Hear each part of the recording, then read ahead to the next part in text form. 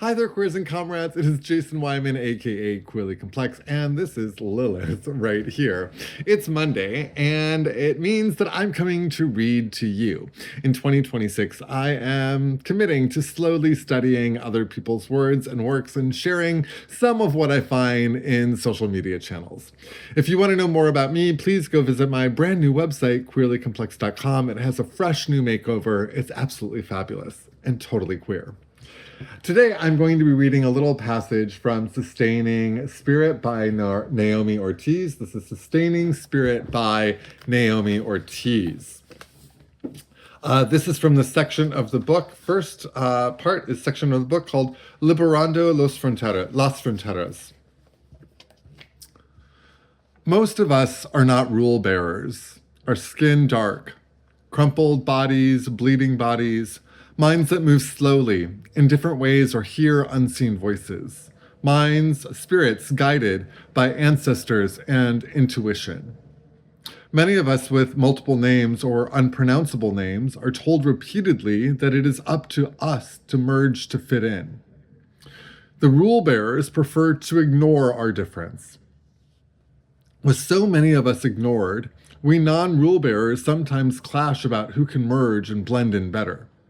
We allow ourselves to be compared with each other about who follows the rules more successfully. We compete for how long we can make it and pressure those who seem stuck outside the rule bearer's comfort zone to try harder. There is much confusion amongst us.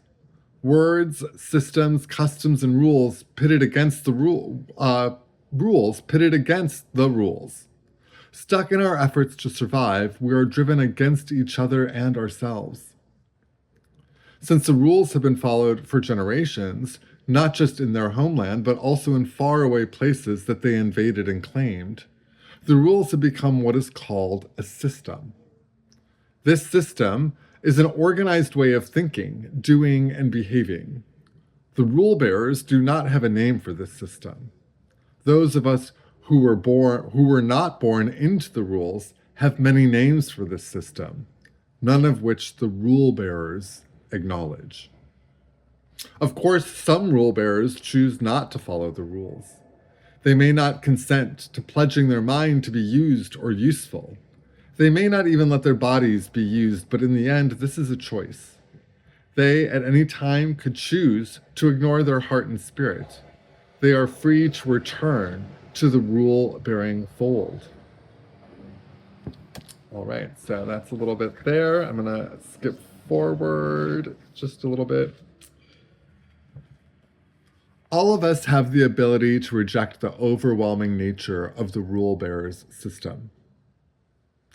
My name gives me the ability to feel a lot of space, like looking up into the wide open desert sky and feeling the rocky sand extending outwards from beneath my feet.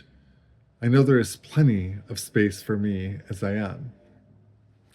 And then I'm just going to read, there's a little bit on listening to our gifts with some bold sentences and then some more context underneath it. I'm just going to read the bold sentences because I feel like this section in listening to our gifts is really important. Again, if you want to read more, go check out Sustaining Spirit by Naomi Ortiz. So listening to our gifts. Pay attention to what you're clear about. Be intentional about naming what you need and want. Do not fix others. Listen to and trust intuition.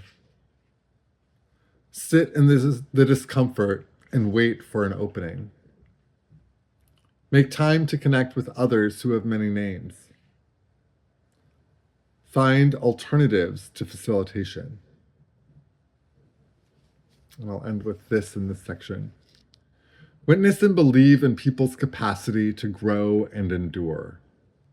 We all experience pain, suffering, anger, and fear. We all eventually figure out ways to endure, grow, and/or ask for help. Sometimes in life, we just have to go through the shit. The choice to witness the experience for each other is one of the most powerful ways to be a human being with another human being. Witnessing someone's experience, or even sometimes your own, means listening. Having good boundaries and not taking other people's stuff, situations, stresses, problems into your body or feeling responsible to solve anything. When in doubt, witness. Safe spaces for non-rule bearers are a myth. We are constantly in negotiation to bring who we are into the world.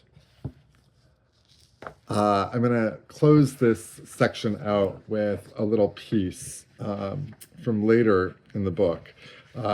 This is called Piercing the Dark. This is the section called Piercing the Dark.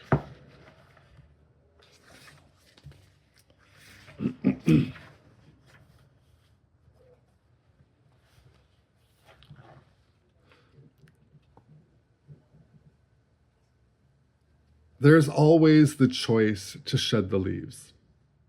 This means letting other people's problems be their problems, even sometimes when it's about me. I have to build my own understanding of how I can actually help and be truthful about my motivations, why I am doing it. Courage, I realize, is to affirm the truth of the situation for myself, rather than try to build a safety net for everyone based on anticipation. Courage has evolved to mean slowing down and staying with what feels uncomfortable until I have a sense of the information the discomfort is telling me, unless, of course, it feels dangerous, and then I make the best decision I can in the moment. Courage means checking in about who I am centering at my core. It is asking myself if my needs will be met by the result of an action I can take. My strength is knowing what I can do and cannot do. So some reflection questions.